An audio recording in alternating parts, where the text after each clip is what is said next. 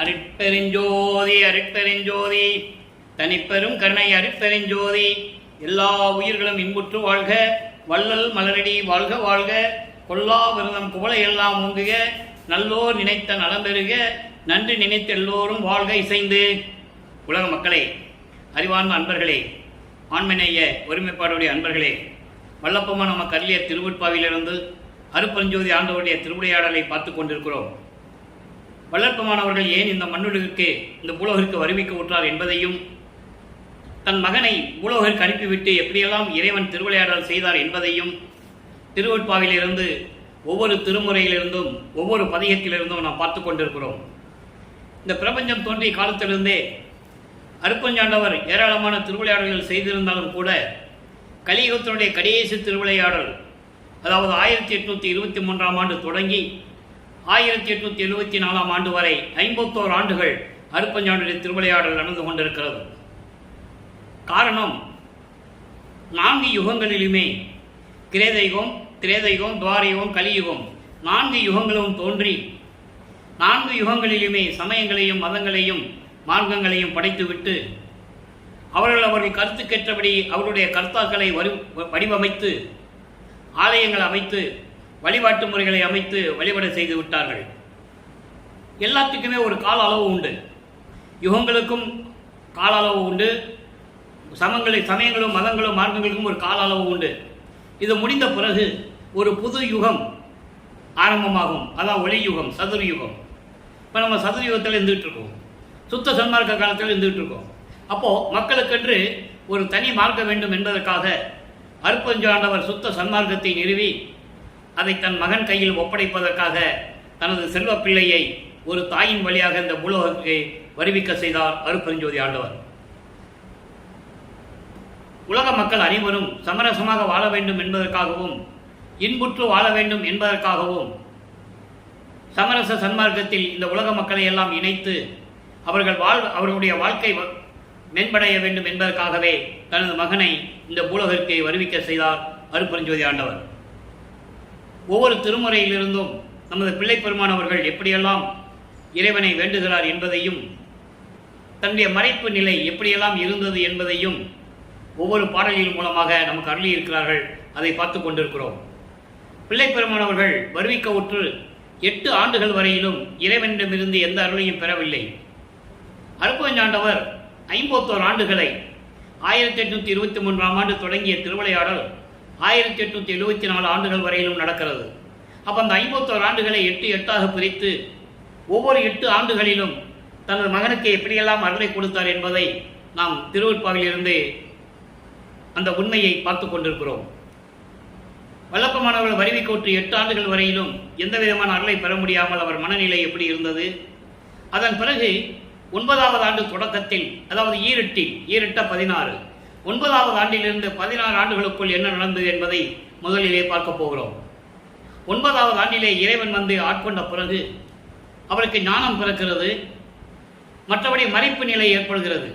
இதுக்கு முன்னால் விண்ணுலகத்தில் இருந்த நிலைகள், பிரபஞ்சத்தின் நிலைகள்லாம் அவருக்கு தெரியாது. மறைப்பு நிலையை ஏற்படுத்திவிட்டு சமயங்களும் மதங்களும் மார்க்கங்களும் சூழ்ந்திருந்த காலகட்டங்களில் தனது மகனை அந்த வழியிலே நடக்க செய்கிறார். நமது பிள்ளை பெருமானவர்களும் சமயங்களிலும் மார்க்கங்களிலும் மதங்களிலும் கூறப்பட்ட நெறிகளை பின்பற்றி கொண்டு, சைவ சமயத்தை பின்பற்றி கொண்டு, அதனுடைய சங்கற்ப விகற்பங்களிலும் ஈடுபட்டு கொண்டு, சங்கற்ப விகற்பங்கள் என்பது திருநீறு பூசுவது, உத்திராட்ச மலையை போட்டுக்கொள்வது, மந்திரம் சொல்லி இறைவனை வேண்டுவது, உருவ வழிபாடு செய்வது, இப்படியெல்லாம் செய்து கொண்டிருக்கிறார்கள். ஆக 9வது ஆண்டிலே ஆட்கொண்ட பிறகு திருவருள் முறையீடு உதயமாகிறது. 1ஆம் திருமுறை பதிகம் 6 திருவருள் முறையீடு. திருவருள் முறையீடு மொத்தம் 232 பாடல்களை கொண்டது. 232 பாடல்களிலும் இறைவனை போற்றியும் புகழ்ந்து பாடியும் தன்னுடைய நிலையையும் இன்னும் விரைவில் வந்து ஏன் அருளவில்லை என்ற முறையீடையும் செய்கிறார். அதை தான் பார்த்து கொண்டிருக்கிறோம். அந்த வகையில் இன்று பார்க்க வேண்டிய பாடல் 138வது பாடல். பாடலை கவனியுங்கள். பாடல் புரியாவிட்டாலும் கூட விளக்கம், இறைவன் கொடுத்த விளக்கம் மிகவும் எளிமையாக இருக்கும்.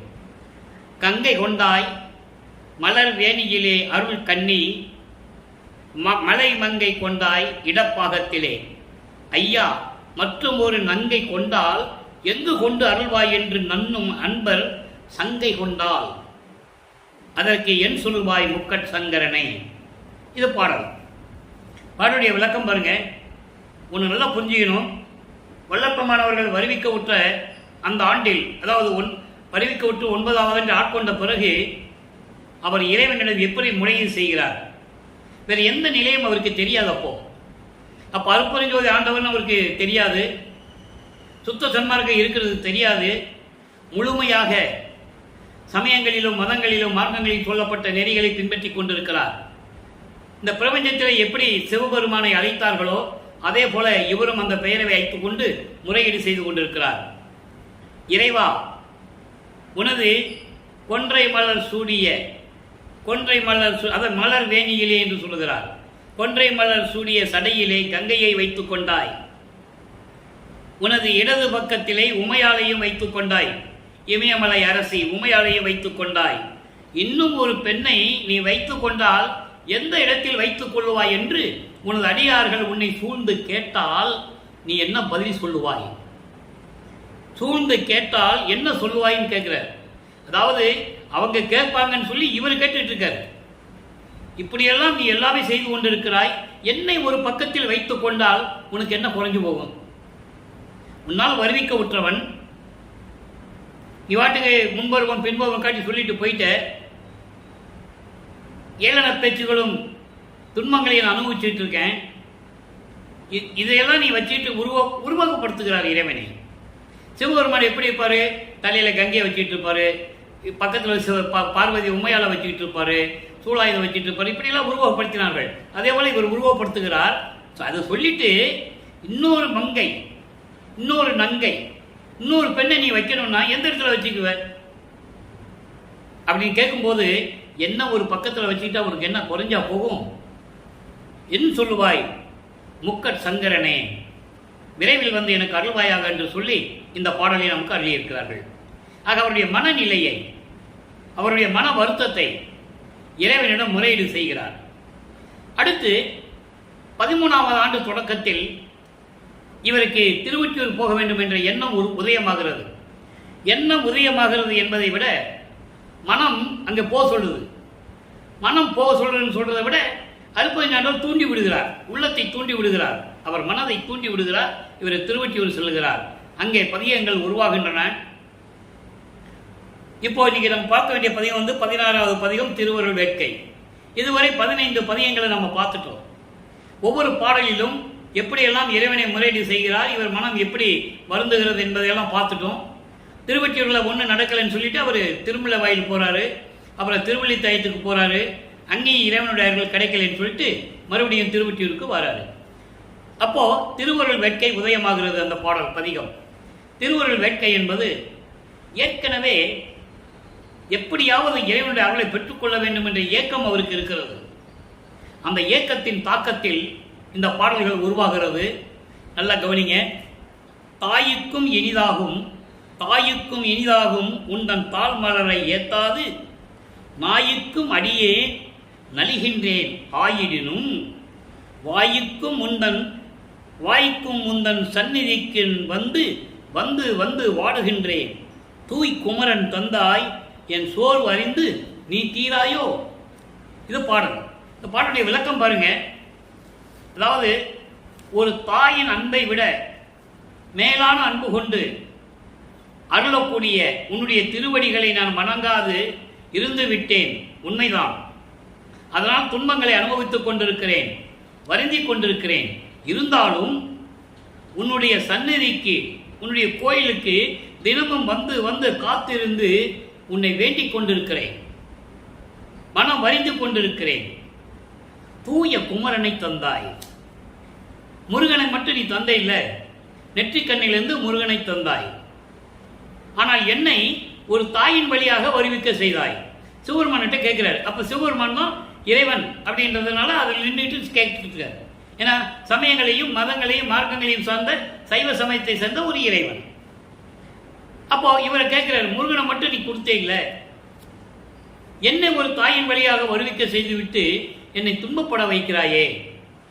தூய குமரனை தந்தாய், என் சோர்வை நீக்கி, என்னுடைய சோர்வை நீக்கி என்னுடைய வருத்தத்தை நீக்கி நீ அருள மாட்டாயா, எனது துன்பத்தை நீக்க மாட்டாயா, விரைவில் வந்து அருள்வாயாக என்று சொல்லி இந்த பாடலை நாம் கருதியிருக்கிறார்கள்.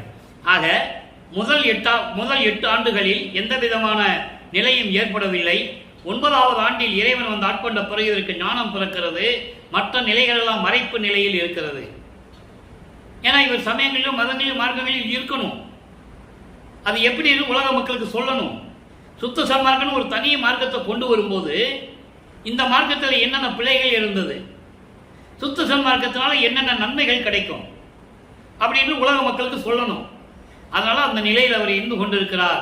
இப்போ 16 ஆண்டுகள் வரையிலும் வல்லப்பமானவர்கள் இறைவனிடமிருந்து எந்த அருளையும் பெற முடியாமல் தவித்துக் கொண்டிருக்கிறார். இப்போ 3வது 8 வரும்போது 24 வல்லப்பமானவர்கள் 24 ஆண்டுகளுக்குள் என்னென்ன நிலைகள் நடந்தது என்பதை திருவட்பாவின் 3ஆம் திருமுறையிலிருந்து நமக்கு அருளியிருக்கிறார்கள். 17வது வருவிக்க உற்று 17வது ஆண்டிலிருந்து 24 ஆண்டுக்குள், அந்த 8 ஆண்டுகளுக்குள் 3ஆம் திருமுறை உருவாகிறது. அந்த காலகட்டங்களில், அந்த 8 ஆண்டுகளில் எப்படியெல்லாம் இறைவனை வேண்டினார் என்பதை தான் பாடல்களிலே நமக்கு அருளியிருக்கிறார்கள். உலக மக்களுக்கு தெரியப்படுத்த வேண்டும் என்பதற்காக.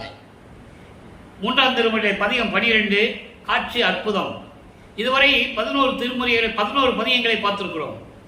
11 பதிகங்களிலும் இவர் திருவீட்டிற்கு போக வேண்டியது, தியாகராஜனை பார்த்துக்கிட்டு தெருவில் நிற்க வேண்டியது, எந்த விதமான பதிலும் இல்லை.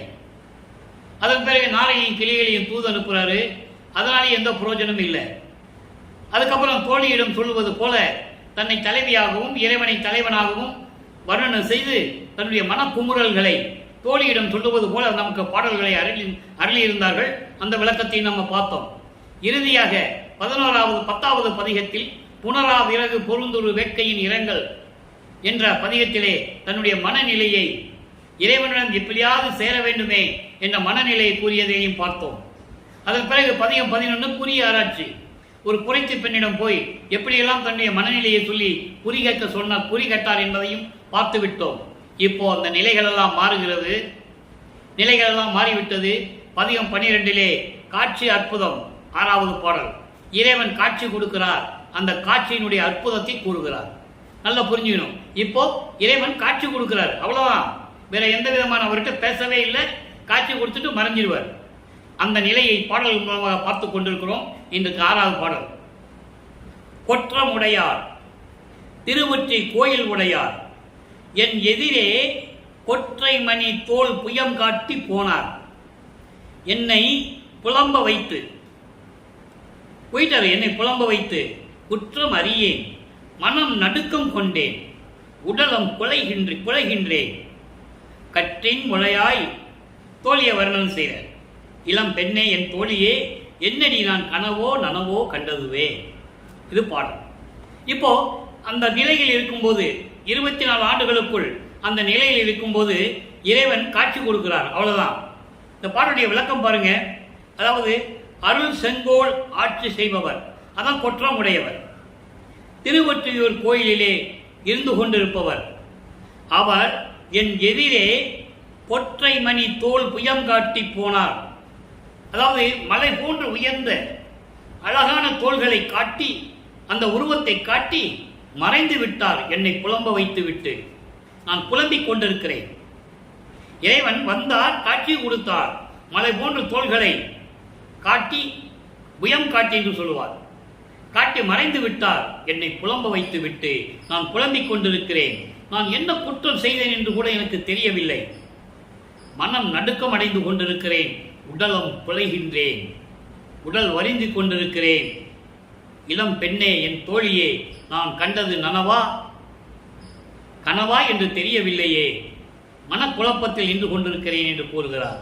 ஆக இந்த பாடலுடைய மைய கருத்து உலக மக்களுக்கு தெரிவிப்பது என்னவென்றால், உலக மக்களே, நான் வருவிக்க உற்று 24 ஆண்டுகள் வரையிலும் நான் இறைவனை பார்க்க முடியவில்லை.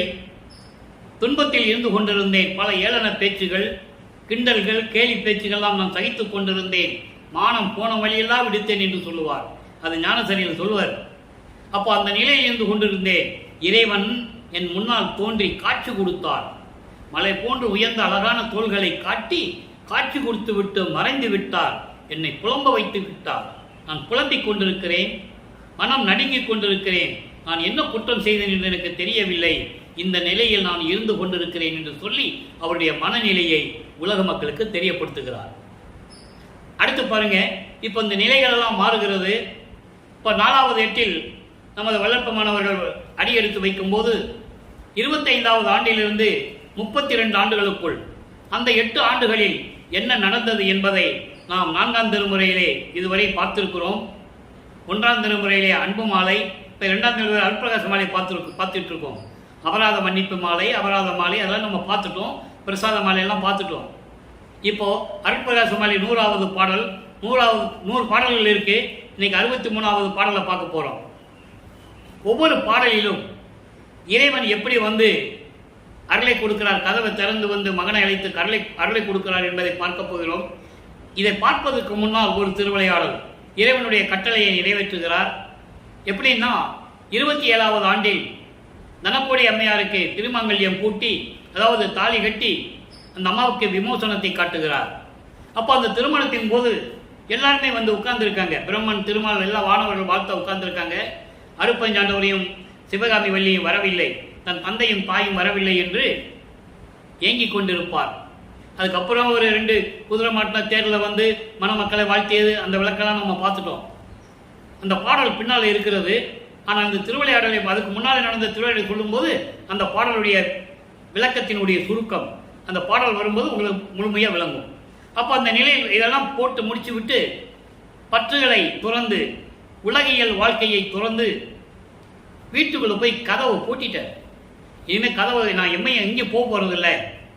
திருவொற்றியூர் போனாலும் சரி, திருமலை வாயில் போனாலும் சரி, திருவள்ளித்தாயத்துக்கு போனாலும் சரி, எந்த விதமான பலனும் கிடைக்கவில்லை என்று மன உறுதியுடன் ஒரு மன வருத்தத்துடன் கூட வீட்டில் உட்கார்ந்துக்கிட்டு கதவை பூட்டி தாப்பா போட்டார். அருப்பஞ்சாண்டவர் தெரிஞ்சிடுச்சு மகனுடைய நிலை எவ்வளவு மோசமான நிலையில் இருக்கிறார் என்பது தெரிஞ்சிடுச்சு. இனிமே தாமதிக்கக்கூடாது என்று நினைத்து அவர் மகனை ஆட்கொள்வதற்காக வருகிறார். அவர் வந்ததை, அவருடைய வருகையை எப்படி சொல்லுகிறார், என்ன அருளை பெற்றுக்கொண்டார் என்று சொல்லுகிறார் என்பதை தான் ஒவ்வொரு பாடலின் மூலமாக பார்த்து கொண்டிருக்கிறோம்.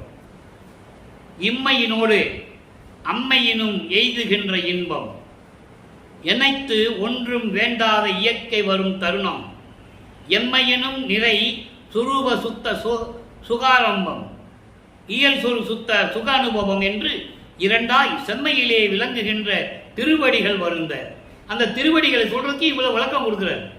அப்படிப்பட்ட திருவடிகள் நடு இரவுல நடந்து வந்து, கால் வலிக்க நடந்து வந்து வருந்த சிறியன்பால் அடைந்து எனது செங்கையில் ஒன்று அளித்தாய், உண்மையிலே யான் செய்த தவம் யாது எனவும் அறியேன், உயர்பொதுவில் இன்ப நடம் புரியும் பரம்பொருளே. இது பாடல். இந்த பாடலுடைய விளக்கம் பாருங்க. அதாவது இம்மை என்பது பூலோகம், அம்மை என்பது விண்ணுலகம். இகம் பரம் ரெண்டும் சொல்லலாம்.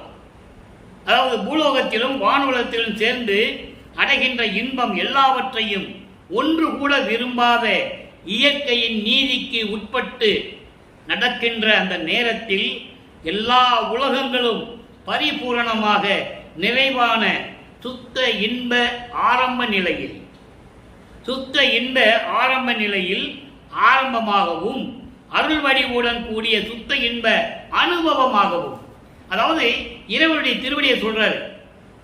ஒன்று சுத்த இன்ப அனுபவத்துடைய ஆரம்ப நிலை ஒரு திருவடி, ஒன்று வந்து சுத்த இன்ப நிலையுடைய முடிவான நிலை அனுபவமான ஒரு நிலை.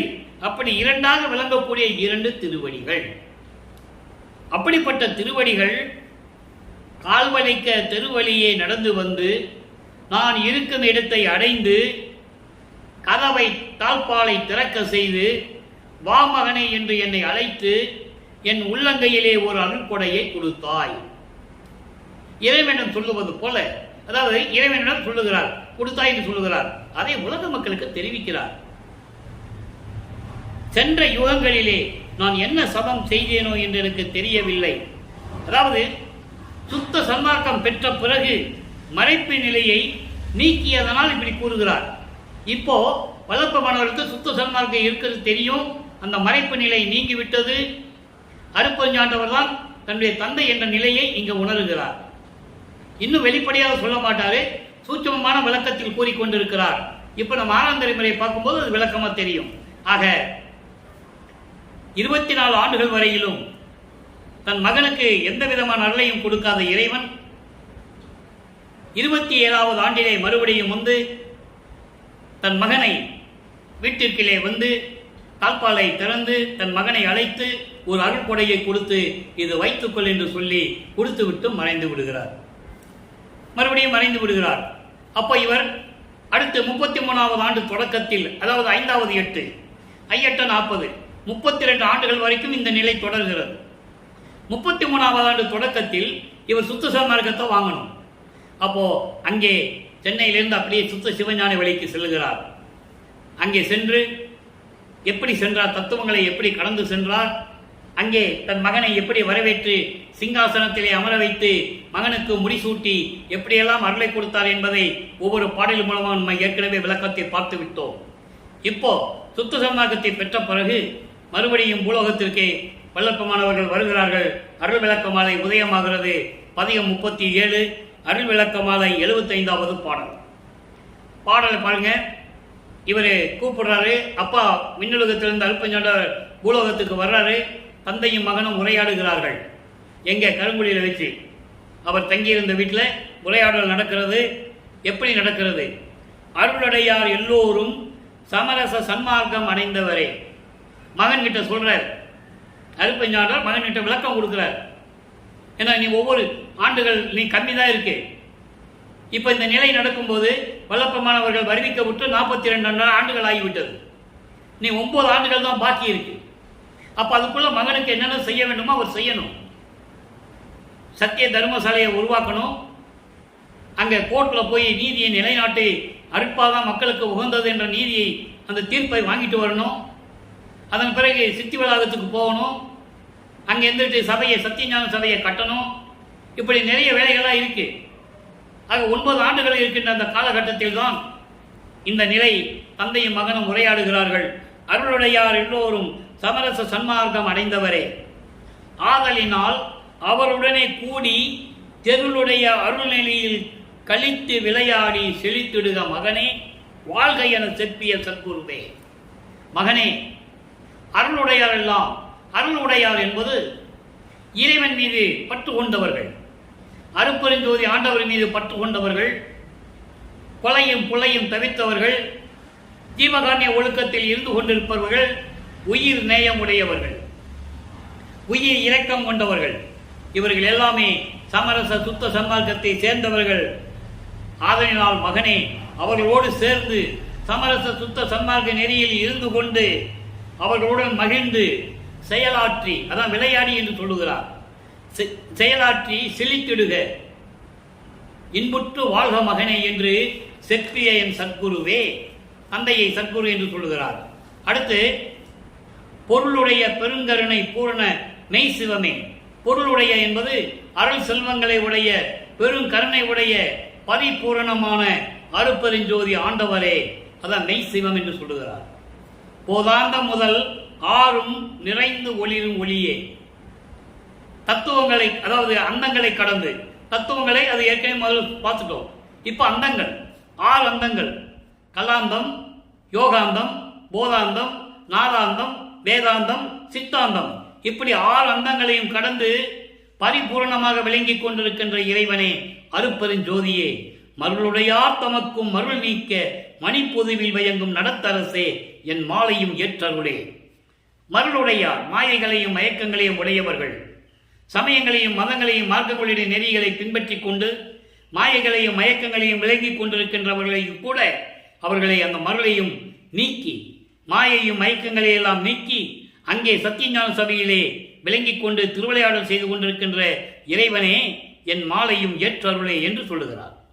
ஆக இந்த திருவிளையாடலிலே தந்தையும் மகனுக்கு நடந்த உரையாடலையும் எப்படிப்பட்டவர்களுக்கெல்லாம் இறைவன் அருளை கொடுத்துக் கொண்டிருக்கிறார் என்பதையும் இந்த பாடலின் மூலமாக நாம் பார்த்துவிட்டோம்.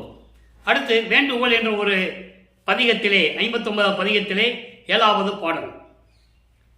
மதம் புகழ் முடிவு கடந்த மெஞ்ஞான மன்றிலே வயம் கொள் நாடகம் செய்யும், நாடகம்னா திருவிளையாடல், மதம் புகழ் முடிவு கடந்த, இந்த மதங்கள் சொல்லுகின்ற விளக்கங்களை எல்லாம் முடிவுகளை எல்லாம் கடந்த மெஞ்ஞான மன்றிலே சுத்த சிவஞான வெளியிலே விளங்கி கொண்டும் திருவிளையாடல் செய்து கொண்டிருக்கின்ற உன்னுடைய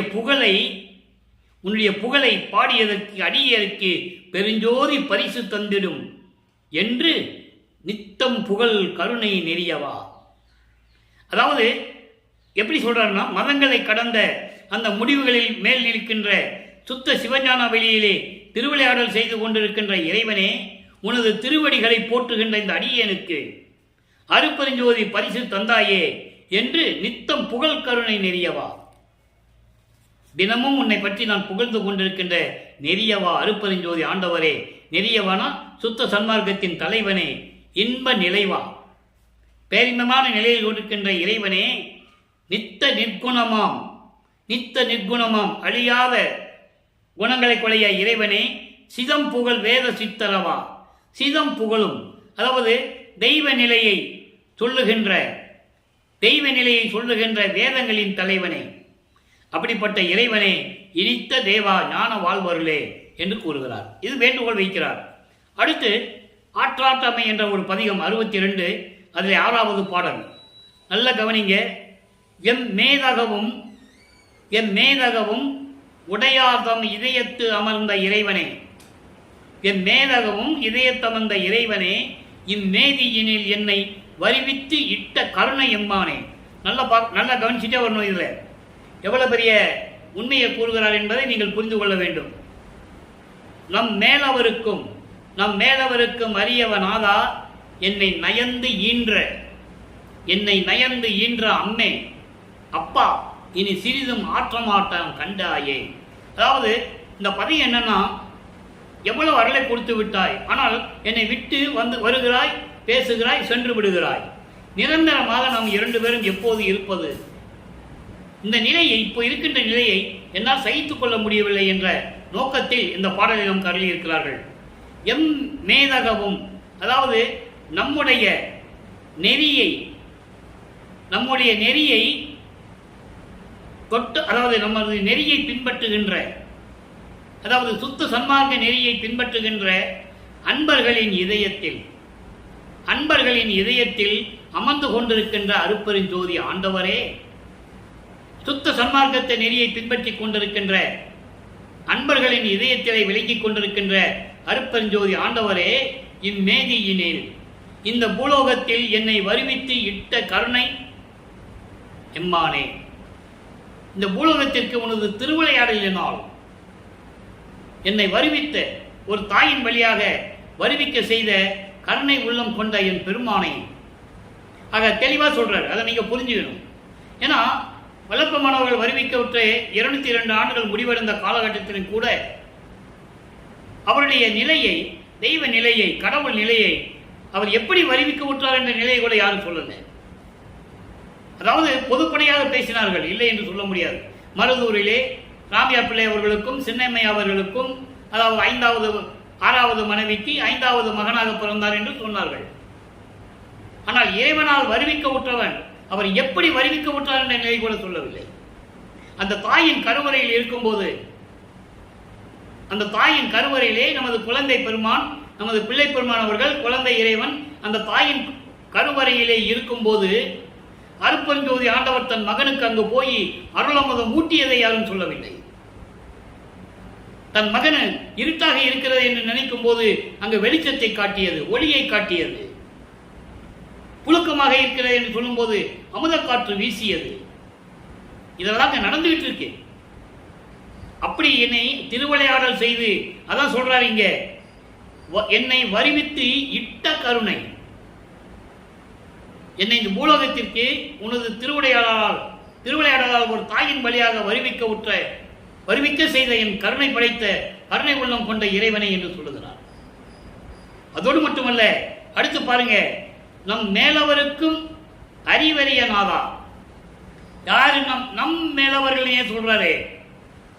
மேலவர்கள் சொல்லிட்டு போலாமே. மேலவர்கள் விண்ணுலகத்தில் இருக்கின்ற தேவர்கள், பிரம்மன், திருமால், ருத்திரன் போன்ற பதத்தலைவர்களும் வானவர்களும் இந்திரனும் சக்திகள், சத்தர்கள் எல்லாமே டோட்டலா 18 தேவ கூட்டங்கள் இருக்கிறாங்க. அங்க 18 வகையான கூட்டங்கள். அவர்களுக்கும் அறிய முடியாத இறைவன் நம் மேலவர்கள். அப்போ இவர் இங்க வருவதற்கு முன்னால் விண்ணுலகத்தில் இருந்ததை தெளிவாக குறிப்பிடுகிறார். அது ஒரு பாடலிலே கூறுவார். அதை விளக்கெல்லாம் நான் நிறைய கொடுத்துட்டேன். ஏனாவான் எனினும் என் அம்மை என்னின் அடியை நான் அறிந்தேன், இதயம் மலர்ந்தேனே என்று சொல்லுவார். தொன்று சொட்டு நம் புதிய நல்ல தொன்று சொட்டு உனது பூங்குழலுக்கு அன்பு கூண்டவன் என்று சொல்லுவார். புதுமை என்னென்ற நீ போக்குதலோ நீர் பூர்வித்தினவன் பூங்குழலுக்கு அன்பு கூண்டவன். அந்த பழம் கணக்கினை இப்ப பார்ப்பதில் என்ன என்று ஒரு பாடலிலே கூறுவார். அந்த பழம் கணக்கில் என்ன சொல்ல வச்சிடாதே, சீக்கிரம் வந்து அருளை கொடுன்னு சொல்வார் அந்த பாட்டில். ஆக நம் மேலவர்கள். அப்ப அவருக்கும் விண்ணுலகத்துக்கு சம்பந்தம் உண்டு, உறவு உண்டு என்பதை இங்கே நான் பதிவு செய்ய கடமைப்பட்டிருக்கிறேன். அதுதான் நம் மேலவர்கள். ஒவ்வொரு வார்த்தையிலும் சூட்சமமான விளக்கங்கள் இருக்கிறது. இறைவனுடைய தயவையும் கருணையும் பெற்றிருந்தால் அந்த விளக்கத்தை சொல்ல முடியும். நம் மேலவர்கள். ஆக அப்படிப்பட்ட தேவர்கள்லாம் அறிய முடியாத இறைவன். என்னை நயந்து ஈன்ற என் அம்மை. இது அகவலிலே கூறுவார். அருப்பெருஞ்சோதி அகவலிலே ஆன்ற சன்மார்க்கம் அணிபெற என்னைத்தான் ஈன்று இனிய அமுதளித்த இனிய நற்றாயே. அதான் இங்க சொல்றாரு. என்னை நயந்து ஈன்ற அம்மே, நீயே என் தந்தை அருளுடையாய், என்னை நேர்ந்து பெற்ற தாயே என்று சொல்லுவார். ஆக என்னை நயந்து ஈன்ற அம்மே, அப்பா இனி சிறிதும் ஆற்ற மாட்டேன், உன்னை பிரிஞ்சு என்னால் இருக்க முடியாதப்பா, என்னால் சகிக்க முடியல. 32 ஆண்டுகள் வரைக்கும் நான் பட்ட துன்பம் போதாதா? 24 ஆண்டுகள் வரைக்கும் உன்னாலே வருவிக்க விட்டு 24 ஆண்டுகள் வரைக்கும் நீ யாரு நான் யாருன்னு தெரியாம இருந்தேன். அந்த நிலையில தான் இருந்துட்டு இப்ப மறுபடியும் வந்துட்டு போனா என்ன அர்த்தம்? அதுக்கு அவர் சொல்லுவார். அந்த பாடலை நம்ம பின்னால பார்க்க போறோம். இன்னும் காலம் இருக்கிறது மகனே, உன்னோடு நானே வந்து உன்னோடு இரண்டரை கலந்து கொள்ளுவேன், உன்னை கலந்து கொண்டு என்னை ஆக்கி விடுவேன் நான் உன்னை என்று சொல்லுவார். அதான் பாடலில் சொல்லுவார். இவனே அவன் என்று சொல்லுவார்.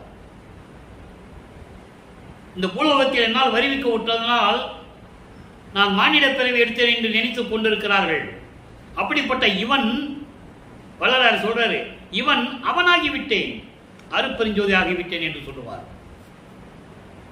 ஆக அந்த நிலையில் இருந்து கொண்டு இந்த பாடலில் நமக்கு அறிய இருக்கிறார்கள் என்பதை நீங்கள் புரிந்து கொள்ள வேண்டும். தந்தையும் மகனும் எப்படி உரையாடுகிறார்கள், எப்படி தந்தை மகனுக்கு வந்து அருளை கொடுக்கிறார் என்பதை ஒவ்வொரு பாடலின் மூலமாக நாம் பார்த்து கொண்டிருக்கிறோம், ஒவ்வொரு பதிவு மூலமாக. அடுத்து பாருங்க, இப்போ திருப்பள்ளி எழுச்சி என்பது இறைவனிடம் நீ வந்து அருள் கொடுப்பாயாக என்று சொல்லுவது. அதாவது நீ அங்கிருந்து வான் கூப்பிடு, விண்ணுலகத்திலிருந்து இங்க வா, எனக்கு வந்து அருளை கொடுன்னு கூப்பிடுதான் திருப்பள்ளி எழுச்சி.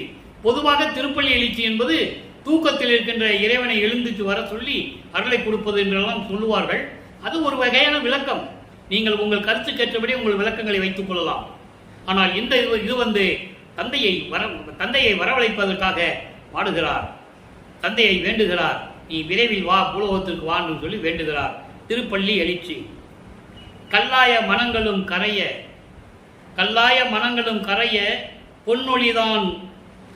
பொன்னொழிதான் கண்டது, கங்களும் விண்டது. அதாவது கல்லாய மனங்களும் கரைய, கல் போன்று மனங்கள் உடையவர்களுடைய இதயம் கரையும்படி, அதாவது உயிர் இரக்கமே இல்லாமல் இருக்கிறார்கள், அவர்களுக்கு உயிர் இரக்கத்தை என்னவென்று தெரிவிக்க வேண்டும். சமயங்களிலும் மதங்களிலும் மார்க்கங்களில் ஈடுபட்டு கொண்டிருக்கின்றவர்களுக்கு அந்த நிலை இருக்காது. அதனால் கல்லாய மனங்களும் கரைய வைத்து பொன்னொழிதான் கண்டது, அருப்பெருஞ்சோதி உதயமாகிவிட்டது, கங்களும் விண்டது. கங்கள் என்பது இரவு, இரவும் கழிந்து விட்டது என்பது அறியாமை நீங்கிவிட்டது, மாயைகளும் மயக்கங்களும் அறியாமைகளும் நீங்கிவிட்டது. தொண்டர்கள் பல்லாரும் எய்தினர், நிறைய தொண்டர்கள் வந்து விட்டார்கள்.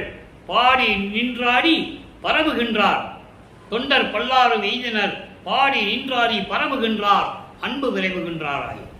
அதாவது எல்லாரும் கூடி அன்பு உள்ளத்தோடு அன்பு பெருக்கோடு மா காதலோடு உன்னை வணங்கிக் கொண்டிருக்கிறார்கள். நல்லார் மெஞ்ஞானிகள் யோகிகள் பிறரும், நல்லார் மெஞ்ஞானிகள் யோகிகள் பிறரும், நல்லவர்களும் மெஞ்ஞானிகளும் யோகிகளும் தேவர்களும் எல்லாரும் வந்து சூழ்ந்து கொண்டிருக்கிறார்கள். புண்ணிய நிதியே, எல்லாம் செய்யவில்லை என் அருப்பெருஞ்சோதி, என் தெய்வமே, பள்ளி எழுந்து வருவாயே, பள்ளி எழுந்து வருவாயே, விரைவில் வந்து எனக்கு அருளை கொடுக்க வேண்டும், அருள வேண்டும் என்று சொல்லி திருப்பள்ளி எழுச்சியிலே நமக்கு அருளி இருக்கிறார்கள். அடுத்து பாருங்க, திருவுந்தியார் என்ற ஒரு பதிகம், எளிமையான பாடல், 3 வரிதான். 4வது பாடல், துன்பம் தவிர்ந்தது, தூக்கம் தொலைந்தது, இன்பம் கிடைத்தது என்று உந்திப்பெற, எண்ணம் பழித்தது என்று உந்திப்பெற. ஏற்கனவே நான் உந்திப்பெற என்ற ஒரு வார்த்தைக்கு விளக்கம் கொடுத்திருக்கிறேன். அது ஒரு வகையான விளையாட்டு என்றும் எடுத்துக்கொள்ளலாம். இங்கே உந்திப்பெற என்பது காற்றில் ஒரு உந்துகின்ற சக்தி ஒன்று இருக்கிறது. அதை வைத்துக்கொண்டு இவர் சொல்லுகிறார், நீ பிரபஞ்சம் பூரா போய் சொல்லு, என்னுடைய நிலையை போய் சொல்லு என்று சொல்லுகிறார். எப்படி? துன்பம் தவிர்ந்தது. நான் வருவிக்க உற்று 32 ஆண்டுகள் வரையிலும் சமயங்களிலும் மதங்களிலும் மார்க்கங்களில் ஈடுபட்டு கொண்டு நான் இருந்தது உண்மைதான்.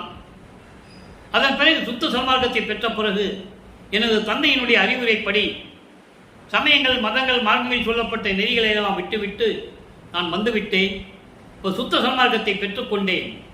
உலக மக்கள் எல்லாம் சுத்த சன்மார்க்கத்திலே இணைக்க வேண்டும், உலக மக்கள் எல்லாம் இன்புற்று வாழ வேண்டும் என்பதற்காகவே நான் சுத்த சன்மார்க்கத்தை ஏற்றுக்கொண்டு இந்த உலகத்திற்கு நான் வருவிக்க உற்றேன். ஆகையினால் இன்றைய துன்பங்கள் எல்லாம் தவிர்ந்தது, தூக்கம் தொலைந்தது. தூக்கம் இருக்கக்கூடாது, இறைவனுக்கு தூக்கம் இருக்கக்கூடாது. தூக்கம் தொலைந்தது, பேரின்பம் கிடைத்தது என்று உந்திப்பெற. நீ போய் பிரபஞ்சம் முழு பறந்து போய் சொல்லு, எண்ணம் பழித்தது என்று உந்திப்பெற, நான் எல்லாரையும் பெற்றுக்கொண்டேன் என்று உந்திப்பெற. இதை உலக மக்களுக்கு தெரிவிக்கிறார். அவ்வளவுதான். எல்லா அருளையும் நான் என் தந்தையிடமிருந்து பெற்றுக்கொண்டேன் என்று தெரிவிக்கிறார். இப்போ 65வது பாடல், அடைக்கலம் புகுதல் என்ற ஒரு பதிகம். பாடல் நல்ல கவனிங்க. 4வது பாடல். அடைக்கலம் புகுதல் என்பது இறைவனிடம் நான் உன் அடைக்கலம் என்று சொல்லுகிறார். அதனுடைய தலைப்பு தான் அடைக்கலம் புகுதல்.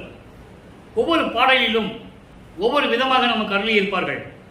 இன்று 4வது பாடலை பார்க்க போகிறோம். கடையேன் உள்ள கவலையெல்லாம் கலற்றி, கடையேன் உள்ள கவலையெல்லாம் கலற்றி கருணை அமுதளித்து என்புடையே, என்புடையே அகத்தும் புறத்தும் அகப்புறத்தும் விளங்கும் புண்ணியனை, தடையே தவிர்க்கும் கனக சபை தலைவா, ஞான சபாபதியே, அடையேன் உலகை உன்னை அடைந்தேன், அடியேன் உன்றன் அடைக்கலமே. இது பாடல். இப்போ இந்த பாடலுடைய விளக்கம் பாருங்க. கடையனை தன்னை கொஞ்சம் தாழ்த்திக் கொள்ளுகிறார். நான் எல்லாற்றும் கீழ்நிலையில் இருக்கின்றவனுடைய உள்ள கவலையெல்லாம் கலற்றி. என்ன உள்ள கவலை இருந்தது அவருக்கு?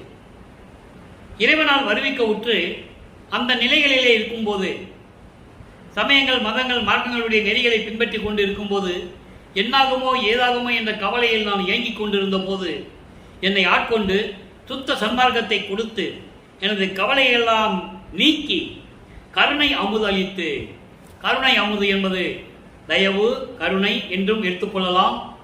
சுத்த சன்மார்க்கம், சுத்த சன்மார்க்கத்தை பெற்றுக்கொண்டாலே கருணை அமுது வந்துடும், கருணை வந்துடும். அப்ப அந்த அமுது அளித்து என்புடையே, என்னுடனே, என்புடை என்பது என்னுடனே, என்னோடு இருந்து கொண்டு அகத்தும் புறத்தும் அகப்புறத்தும். அகம் என்பது ஆன்மா, அகப்புறம் என்பது ஜீவன், புறம் என்பது ஐம்பொறிகள், கண், காது, மூக்கு, வாய், மெய். இந்த நிலைகளை ஏன் சொல்றாருன்னா, இந்த 3 நிலைகளையும் குறிப்பிடும் போது உடல் பொருள் ஆவி, உடல் பொருள் உயிர், உடல் பொருள் உயிர் எல்லாவற்றையும் நீ என்னோடு கலந்து கொண்டாய் என்று சொல்லுகிறார். ஐம்பொறிகள் உடலிலே இருக்கிறது, உயிரும் உடலில் இருக்கிறது. அதனால் அகம், அகப்புறம், ஆன்மா, ஜீவன் என்று சொல்லுகிறார். இப்படி ஐம்பொறிகளும் நம்ம உடம்புல தான் இருக்கு. அதனால இது 3 சொன்னது இங்கே உடல் பொருள் ஆவி, உடல் பொருள் ஆவி. இந்த 3ஐயும் என்னோடு கலந்து கொண்டு விளங்கிக் கொண்டிருக்கின்ற புண்ணியனே, தடையே தவிர்க்கும் கனக சபை தலைவா, தடைகளை தவிர்க்கக்கூடிய அருட்பெருஞ்சோதி அற்புத கடவுளே, இது தொடங்கி எக்காலத்தும் சுத்த சன்மார்க்கத்தின் முக்கிய தடைகளாகிய சமயங்கள், மதங்கள், மார்க்கங்கள் என்பவற்றின் ஆசார சங்கற்ப விகற்பங்களும், வருணம், ஆசிரமம் முதலிய உலகாச்சார சங்கற்ப விகற்பங்களும் எங்கள் மனதில் பற்றா வண்ணம் அருள் செய்த வேண்டும். ஆக முக்கிய தடைகள் எனது சுத்த சன்மார்க்கத்திற்கு சமயங்கள், மதங்கள், மார்க்கங்களுடைய நெறிகள். அப்போ சுத்த சன்மார்க்கத்துக்கு வரணும்னா அதெல்லாம் நீக்கிட்டு தான் வரணும். ஆனால் மக்களிடம் தவறான கருத்துக்களை சொல்லி கீழிருந்து தான் வரணும், கீழே இருந்து தான் படிக்கணும், எல்கேஜி படிக்கணும், யூகேஜி படிக்கணும் அப்படியெல்லாம் சொல்லி அவன் அங்கே சுத்த சன்மார்க்கம் வர்றதுக்குள்ளே ஆள் போயிடுவார், அவ்வளோதான், முடிஞ்சு போச்சு. ஆனால் வல்லப்பம் என்ன சொல்கிறாரு, நேராக வான்னு சொல்கிறார். அது தேவையில்லை, நான் இருந்து விட்டேன். அதுக்கு உதாரணமாக சொல்லுவாங்க, அவர் அங்கே தானே வந்தார், உடம்பெல்லாம் தின்னு பூசிட்டு இருந்தார், உத்திராட்ச மாலையை போட்டுக்கிட்டு இருந்தார், எல்லாம் சொல்லிட்டு தான் இருந்தாங்க. அது வேண்டாம்னு சொல்லிட்டு வந்துட்டாரு. நான் இருந்தேன், எனக்கு காலம் இருந்தது, அந்த நிலையில் நான் இருக்க வேண்டிய கட்டாயத்தில் இருந்து கொண்டிருந்தேன். நான் இருந்தேன், அப்போ எனக்கு அற்ப அறிவாக இருந்தது, எனக்கு விளங்கவில்லை, தெரியவில்லைன்னு சொல்கிறார்ல.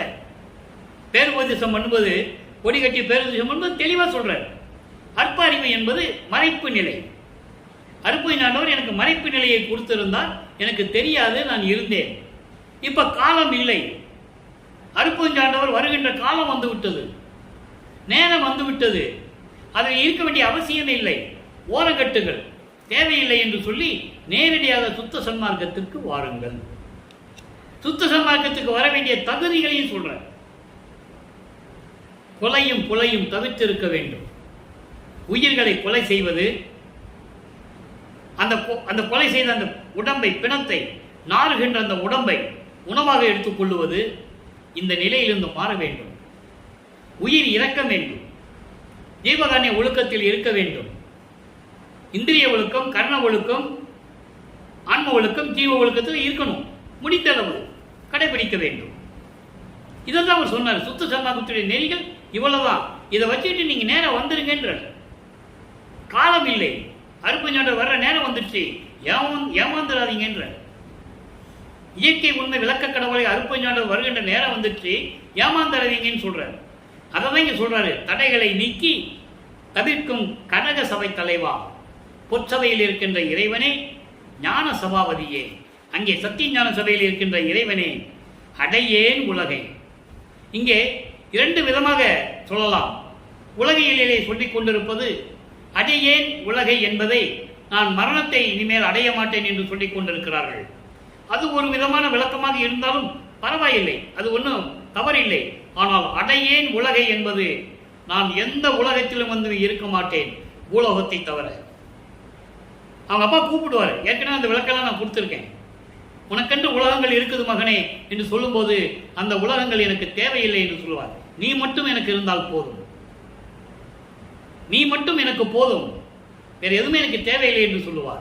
அதான் சொல்றாரு, அடையேன் உலகை. அடையேன் உலகை என்பது நான் மரணத்தை தழுவ மாட்டேன் என்று சொல்லுவது ஒரு விதம். அவருக்கு ஏது மரணம்? அவர் எவ்வளவு ஒவ்வொரு யுகத்திலையும் இருந்தவர், அவர் ஒவ்வொரு யுகத்திலையும் இருந்து கொண்டிருந்தவர். தன்னுடைய தந்தையினுடைய செயலாற்றலை, தந்தையுடைய கட்டளையை நிறைவேற்றிக் கொண்டு ஒவ்வொரு யுகத்திலையும் இருந்தவர். அது திருவற்பாவிலே நாம் கண்ட உண்மை. ஆகையினால் நான் எந்த உலகத்திற்கும் செல்ல மாட்டேன், நான் பூலோகத்திலே நான் இங்கே வருவிக்க விட்டேன். எனது மக்களை பிரிந்து ஒரு கணமும் நான் இனிமேல் இருக்க மாட்டேன். தெளிவாக சொல்றேன். அப்போ உன்னை அடைந்தேன், அது எனக்கு போதும், நான் உன் அடைக்கலமே என்று கூறுகிறார். இப்ப பாருங்க, அடுத்து பற்று அறுத்தல். இன்றைய விளக்கம் மிகவும் எளிமையான விளக்கம், விரைவில் முடிந்துவிடும். பற்று அறுத்தல் 66வது பதிகம். பற்று அறுத்தல். தப்படி எடுத்துக்கொண்டு, பாடலை பாருங்க, தப்படி எடுத்துக்கொண்டு உலகர் போல சாத்திட மாட்டேன். நான் சத்தியம் சொன்னேன், செப்படி வித்தை செய்யும் சித்தர் என்று ஓதும் தேவரே.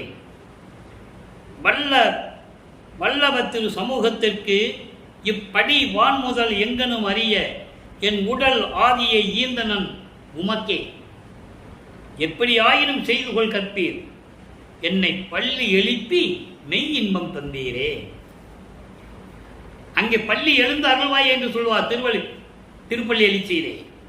இங்க பள்ளி எழுப்பி மெய்யின்பம் தந்தீரே. பற்றுகளை எல்லாம் விட்ட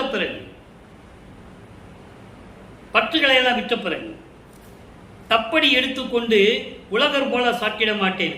அதாவது உலகில் இருக்கின்ற மக்கள் எல்லாம் ஒரு கோயிலுக்கு போனா இறைவனை வேண்டுவாங்க, ஏதாவது கொடுப்பா, உன் அருளை கொஞ்சமாவது எனக்கு கொடுக்க கூடாதா, இவ்வளவு துன்பப்பட்டுக்கிட்டு இருக்குமே, இவ்வளவு கஷ்டப்பட்டுக்கிட்டு இருக்குமே, உன் கருணை கடைக்கண் பார்வையை காட்டக்கூடாதா, கொஞ்சமாவது காட்டக்கூடாதா அப்படின்னு சொல்லுவாங்களே, அதான் தப்படின்னா கொஞ்சம்.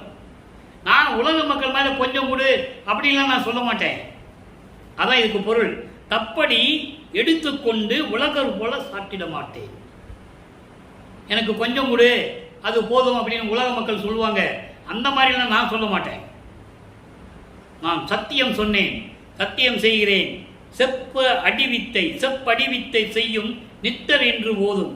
அதாவது சரியான நேரத்தில், சரியான சமயத்தில், தக்க நேரத்தில் திருவிளையாடல் செய்யும் கடவுள் என்று சொல்லும் அருட்பெருஞ்சோதி ஆண்டவரே.